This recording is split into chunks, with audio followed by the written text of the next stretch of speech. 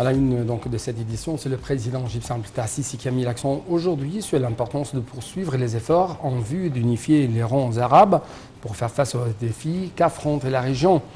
Monsieur le président Abdel Fattah el-Sisi a d'autre part souligné que la sécurité du Golfe était une partie intégrante de celle de l'Égypte.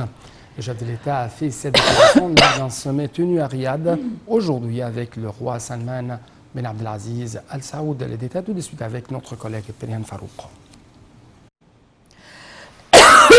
De poursuivre les efforts en vue d'unifier les rangs arabes pour faire face aux défis qu'affronte la région.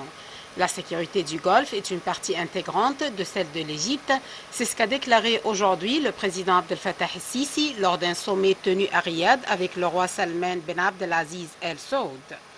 Le chef de l'État a mis l'accent sur les fortes relations historiques d'amitié liant l'Égypte et l'Arabie saoudite, aspirant à les renforcer sur tous les niveaux.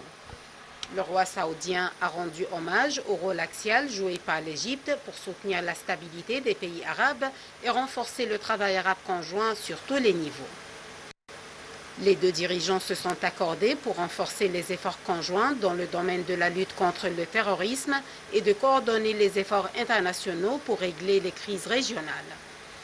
El-Sisi s'était plutôt entretenu avec le prince héritier saoudien, vice-premier ministre et ministre de la Défense, Mohammed Ben Salman Ben Abdelaziz Al Saoud.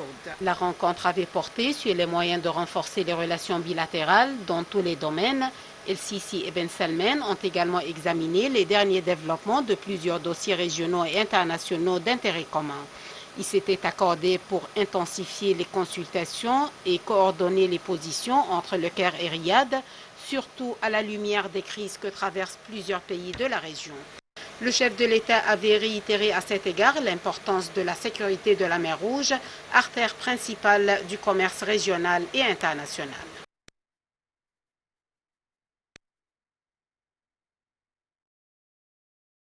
Le président Abdel Fattah el-Sisi, commandant suprême des forces armées, a délégué le général Mohamed Zaki, commandant général des forces armées, ministre de la Défense et de la production militaire, pour poser une gerbe de fleurs sur le mémorial des martyrs des forces armées.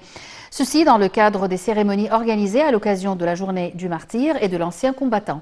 Le général Zaki a en outre posé une gerbe de fleurs sur le mémorial du soldat inconnu. D'autre part, les forces armées ont rendu hommage aujourd'hui aux martyrs de devoir des forces égyptiennes de maintien de la paix au Mali.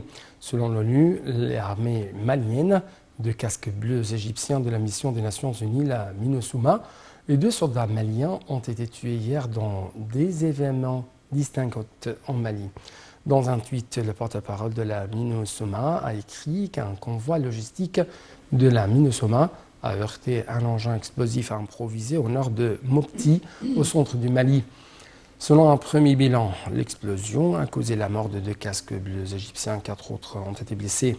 Les forces armées ont confirmé leur rôle à préserver la paix et la sécurité internationale afin d'éradiquer le terrorisme sous le patronage des Nations Unies.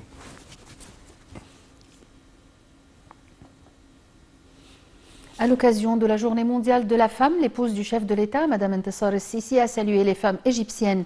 Sur sa page officielle sur les réseaux sociaux, Mme el-Sisi a souligné que tout au long de l'histoire, la femme égyptienne avait toujours fait la gloire de la patrie qui inspire sa grandeur de son génie.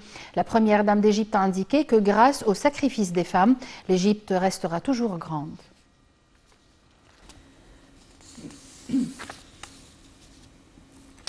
En ce qui concerne le volet économique de l'Égypte, recul collectif des indices de la Bourse du Caire à la clôture de la séance d'aujourd'hui, dû aux opérations de vente des institutions arabes et étrangères. L'indice principal, le GIX 30, a perdu 2,8%, atteignant 10 396 points.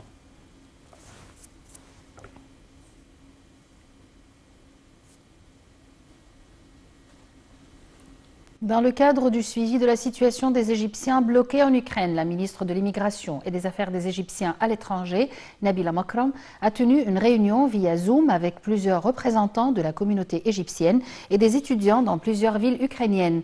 Au début de la réunion, Mme Makram s'est rassurée de la situation des étudiants, tout en soulignant que la direction politique tient à suivre les derniers développements quotidiennement. Elle a assuré que les étudiants doivent remplir la forme unifiée préparée pour eux dans le cadre de la coopération avec les parties concernées.